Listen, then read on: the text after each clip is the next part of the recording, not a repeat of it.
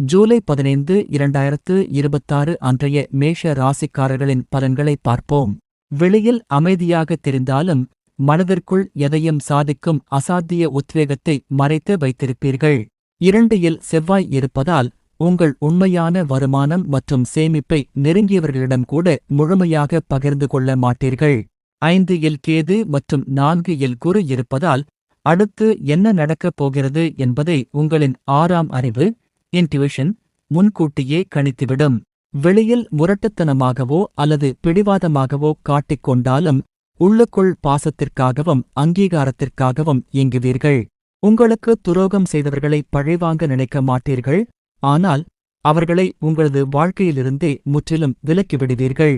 உங்களின் அடுத்தகட்ட தொழில் அல்லது வேலை வாய்ப்பு குறித்த முடிவுகளை அது முடியும் வரை யாருக்கும் தெரியாமல் இரகசியமாக வைப்பீர்கள்.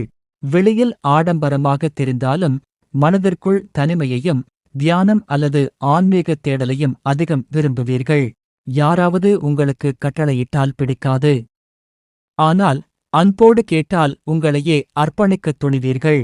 12 சனி இருப்பதால் தூக்கமின்மை அல்லது எதிர்காலம் குறித்து ஒருவித அச்சம் மனதின் ஏதோ ஒரு மூலையில் ஓடிக்கொண்டே இருக்கும். அதை வெளியில் காட்டிக்கொள்ள மாட்டீர்கள். வியக்க வைக்கும் தாராள குணம். உங்களுக்கு எவ்வளவு கஷ்டம் இருந்தாலும் உங்களை நம்பி வந்தவர்களுக்கு தெரியாமல் உதவி செய்யும் இரகசிய கொடை குணம் கொண்டிருப்பீர்கள். ஜூலை 15, 2026 அன்றைய ராசிக்காரர்களின் பலன்களை பார்ப்போம். பொதுவாக அமைதியானவர்களாக தெரிந்தாலும் ராசிக்குள் செவ்வாய் இருப்பதால் மனதிற்குள் எரிமலை போன்ற கோபத்தையும் பிடிவாதத்தையும் ஒளித்து வைத்திருப்பீர்கள். அதிர்ஷ்டத்தை ஈர்க்கும் இரகசியம். 3 உச்சக்கொரு இருப்பதால் நீங்கள் சாதாரணமாகச் சொல்லும் வார்த்தைகள் கூட பலித்துவிடும். வாக்கு பலிதம் மற்றும் இரகசிய ஈர்ப்பு சக்தி உங்களிடம் இருக்கும்.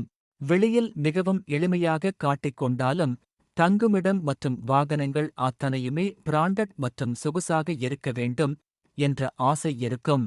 உங்களை விட மற்றவர்கள் தகுதியே இல்லாமல் உயர்ந்துவிட்டால் அதை வெளியில் காட்டாமல் மனதிற்குள் ஒருவித போட்டியாக மாற்றி உழைப்பீர்கள்.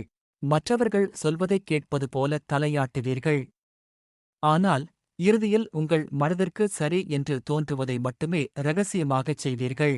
லாபஸ்தானத்தில் 11 சனி இருப்பதால் எதிர்கால பொருளாதார பாதுகாப்பு குறித்த பயம் இருந்தாலும் முகத்தில் எப்போதும் ஒரு புன்னகையை மட்டுமே காட்டுவீர்கள்.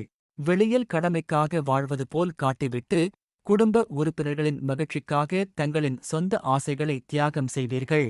உங்களுக்கு துரோகம் செய்தவர்களை பழிவாங்க மாட்டீர்கள், ஆனால் அவர்கள் செய்த தவறை ஆயுள் வரை மறக்காமல் மனதில் பூட்டி வைத்திருப்பீர்கள். உங்களின் சேமிப்பு, நகை அல்லது சொத்து விவரங்களை மிக நெருங்கிய ஒரு சிலரைத் தவிர வேறு யாருக்கும் தெரியாமல் பாதுகாப்பீர்கள். 4 கேது இருப்பதால் உலக விஷயங்களில் பிஸியாக இருந்தாலும் தனிமையில் இருக்கும்போது ஆன்மீகம் மற்றும் மரண ரகசியங்கள் குறித்த தேடல் உங்களுக்குள் ஓடும்.